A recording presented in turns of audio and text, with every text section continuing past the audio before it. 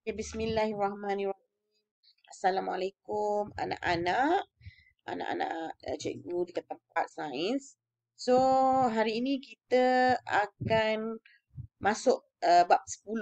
Kita ada 12 bab, kita dah cover sampai bab 9. So, hari ini kita akan masuk bab 10, iaitu apa itu bab 10? Kimia dalam perubatan dan kesihatan. So, biasa kalau kita sakit, kita prefer benda. Kita pergi jumpa doktor ke, kita prefer rawatan tradisional. Makan kayu ke, makan jus ke, apa ke. Mana satu lebih kita pilih untuk menerima rawatan. Kebanyakan pada kita lebih gemar menggunakan rawatan moden, iaitu rawatan seperti ubat-ubatan lah, kita pergi jumpa doktor. Sebab doktor ni dia ada qualification, dia ada proof ataupun dia ada bukti bahawa dia dapat membantu kita untuk mengatasilah penyakit tersebut. Tapi awak semua kena tahu, selain daripada perubatan moden, kita ada juga perubatan tradisional dan perubatan komplementari. Apa itu perubatan tradisional? Apa itu perubatan komplementari? Hari ini kita akan tengok. Okey, kita lihat dulu apakah perubatan tradisional. Okey, ini adalah ginseng. Ginseng ni merupakan salah satu amalan perubatan tradisional. Okey. Perubatan tradisional ialah kaedah perubatan yang menggunakan tumbuh-tumbuhan, haiwan dan bahan semula jadi yang diaplikasikan secara khusus maupun gabungan bagi diagnosis dan merawat penyakit. Okay, kalau orang Melayu dia ada akar kayu dia, lepas bersalin dia minum akar kayu. Kalau orang Cina ginseng dia. So itu antara contoh perubatan tradisional. Macam kita nak buang angin, kita minum halia. Itu salah satu contoh ataupun amalan secara tradisional. Okay, setiap kaum di Malaysia mengamalkan kaedah perubatan tradisional yang tersendiri. Yang Cina dia ada bahan dia, Melayu dia ada bahan dia, India dia ada bahan dia. Itu semua adalah mengikut kaum yang berbeza. Okey, antara ciri-ciri perubatan tradisional ialah yang pertama, kos rawatannya rendah sebab dia ambil tumbuh-tumbuhan di sekitar saja. Akar kayu tu dia boleh dapat kat dalam hutan. So kalau dia cari kat dalam hutan dia boleh dapat di sekitar saja. So rawatan menggunakan bahan semula jadi sama ada daripada tumbuhan ataupun haiwan. So dia boleh ambil daripada tumbuhan ataupun haiwan dijadikan ubat-ubatan. So keberkesanan rawatannya lebih perlahan dan memakan masa. Dia mungkin baik untuk kesihatan, tetapi dia ambil masa yang lebih lama. Ambil masa yang lebih lama. So, diwarisi dan diamalkan turun-temurun. Maksudnya macam mana kita tahu? Mak kita kata, mak kita cakap, mak kita macam mana dia tahu? Atuk nenek kita cakap dan seterusnya lah. Sebab dia diwarisi dan diamalkan secara turun-temurun. Dan yang terakhir adalah pembuktian keberkesanan tu hanyalah diperolehi secara pengalaman.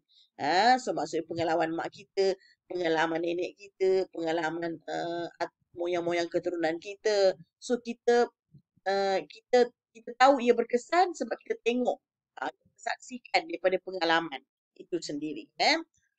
Itu adalah perubatan tradisional. Okey, mari kita tengok pula apa itu perubatan moden. Perubatan moden merujuk kepada campuran seni merawat dengan pelbagai bidang ilmu sains yang mempunyai hubungan langsung dengan sains kesihatan dan bioperubatan. So dia punya sistematik tu lebih teratur sebab dia berkaitan dengan sains kesihatan dengan bioperubatan di mana ia melibatkan bidang-bidang seperti perubatan klinikal, penyelidikan perubatan, dan pembedahan dalam mengubati penyakit dan merawat kecederaan. So dia kalau perubatan moden ni kita tahulah berkaitan dengan doktor, berkaitan ubat-ubat, ubat-ubatan pil semua tu. Itu berkaitan dengan perubatan moden. Okey, tadi kita dah tengok ciri-ciri perubatan tradisional.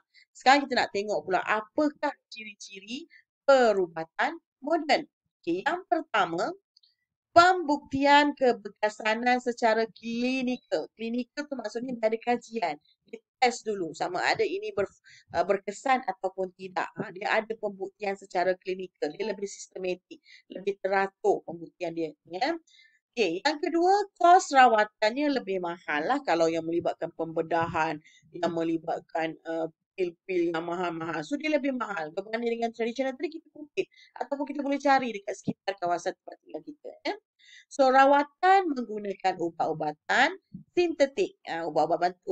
Ubat-ubatan sintetik tu maksudnya yang diproses lah, yang dibuat. Yang dibuat ataupun diproses. Ya. Menggunakan kaedah moden seperti pembedahan, rawatan laser dan radioterapi. Dan yang terakhir, rawatannya adalah lebih berkesan dan lebih cepat. Dia kesan dia lebih cepat. Demam, makan Panadol dua biji, lepas tu sembuh. Kalau kita nak guna tradisional, minum minum apa kayu ke apa ke, lambat sembuh. Tetapi untuk perubatan moden, dia dah dikenal pasti secara pembuktiannya secara klinikal dan rawatannya lebih berkesan dan ia lebih cepat. Kesannya lebih cepat. Okey. Perubatan komplementari. Apa itu perubatan komplementari? Tradisional kita tahu akar-akar kayu, ginseng. Moden kita tahu ada ubat-ubatan, ada paracetamol, ada pembedahan, ada rawatan laser. Kita tak tahu pula apa itu perubatan komplementari. Okey, perubatan komplementari secara praktisnya merujuk kepada kepelbagaian kaedah dalam penjagaan kesihatan yang berasal dari pelbagai bentuk budaya sejak zaman berzaman. Kalau kita tengok contoh gambar rajah ni, kita panggil sebagai akupuncture. So, akupuncture ataupun akupuntur ni, ya, dia lebih glamour ataupun dia lebih terkenal dalam kalangan masyarakat Cina.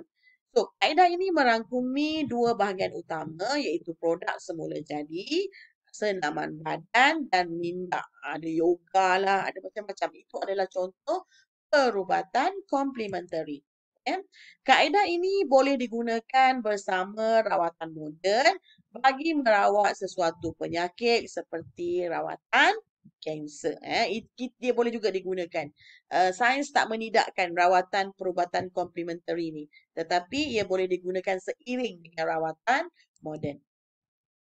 Okey, apakah ciri-ciri perubatan komplementari? Yang pertama, tidak melibatkan pembedahan dan jahitan terhadap tubuh badan. Ini aku puntur ni, kalau urut-urutan. Itu semua adalah contohlah perubatan komplementari.